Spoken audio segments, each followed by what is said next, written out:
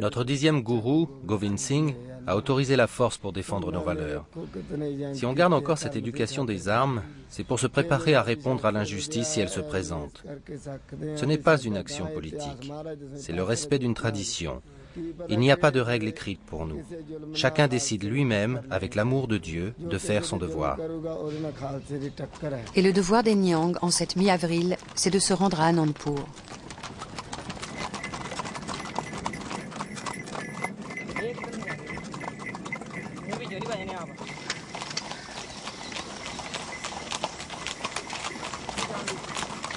La fête de Hola Mohalla à Anandpur est la plus importante réunion de Niang de l'année.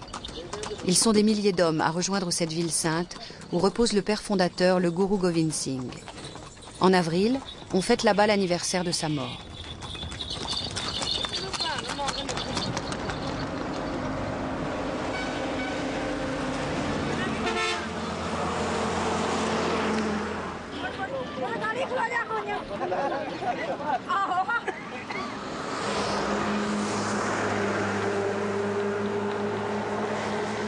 Plusieurs centaines de kilomètres séparent Baba Bakala d'Anandpur.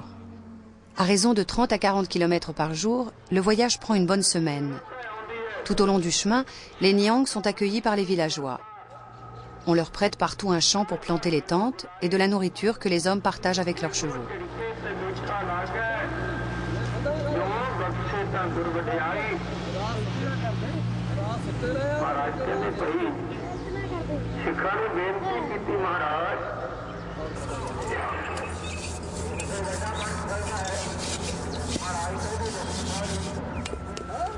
Bien sûr, Yoga et Sukha font partie du voyage. Pour eux, ce sera leur premier grand pèlerinage, leur premier séjour dans la ville sainte des Niang.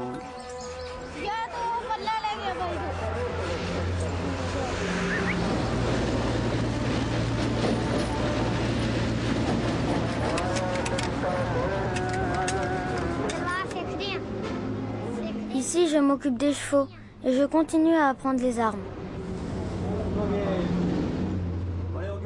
Un jour, tu deviendras comme le Babaji? Comment? Comme le Babaji, moi? C'est pas seulement en apprenant les armes qu'on devient un Babaji. C'est plus difficile que ça. Malgré son jeune âge, Yoga a compris que pour devenir un maître respecté, il ne suffisait pas d'être un bon escrimeur.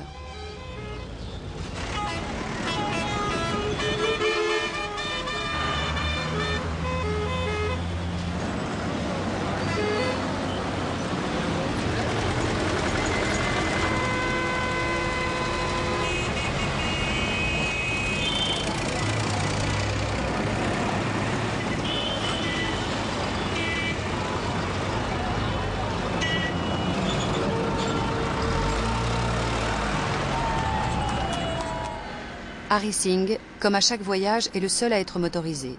C'est un as de la conduite sportive sur cette route toujours surchargée et qui est réputée être la plus dangereuse de l'Inde.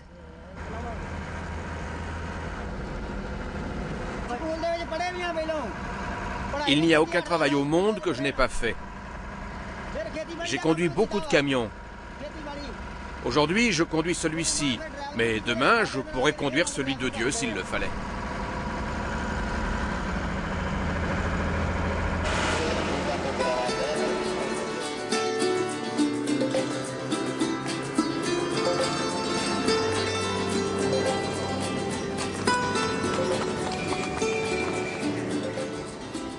Les Niang sont partis par petits groupes. Sur les chariots, ils ont entassé toutes leurs richesses. Les armes, les ustensiles de cuisine, les tentes et les livres. De quoi vivre pendant les 8 jours de Hola Mohalla.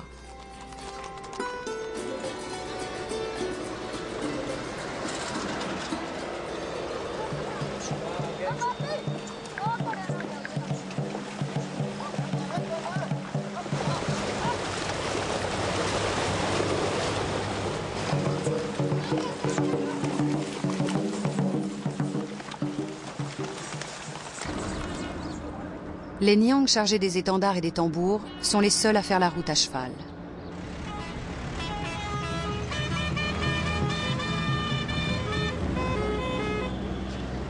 La fête de Hola Mohalla n'est pas réservée au seul Niang. Elle réunit presque tous les Sikhs de l'Inde. Certains ont mis plusieurs semaines à rejoindre la ville.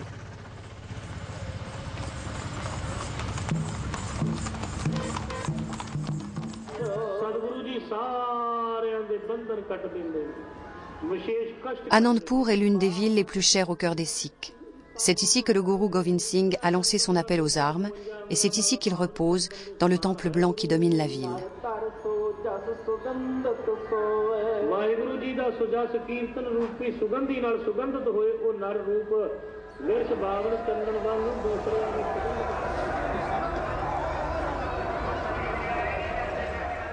Les Niang sont installés dans un grand champ à la sortie de la ville.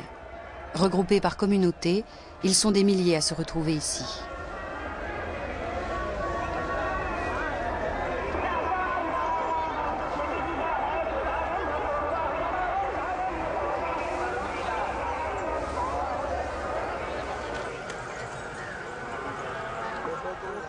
Durant les déplacements, Yoga et Sukha partagent la tente d'Hari Singh. Les enfants, fatigués par la longue route, sont aujourd'hui dispensés d'entraînement.